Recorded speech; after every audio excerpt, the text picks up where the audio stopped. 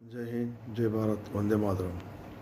हमारे कुछ बड़े बड़े नेता बड़ी बड़ी बातें करते हैं, हमने ये विकास किया, हमने ये विकास किया। साहब, मैं एक बात बोलता हूँ, देश के ही नागरिकों को टैक्स पर टैक्स, टैक्स पर टैक्स डाल के और कुछ न कुछ जुमले बता के पैसा देश में से ही लेके देश का विकास करते हैं। विकास तो किसे कहते हैं?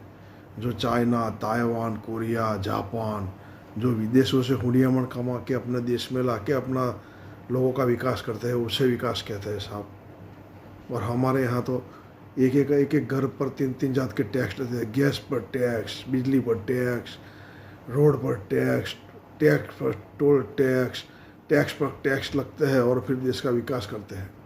और जापान वाले, चाइना वाले अपने प्रोडक्ट बाहर बेचते हैं और उसका हुडियामन कमा के देश का विकास करते हैं। इसे विकास कहते हैं साहब। देश के लोगों को चूस के विकास नहीं किया जाता। जय हिंद, जय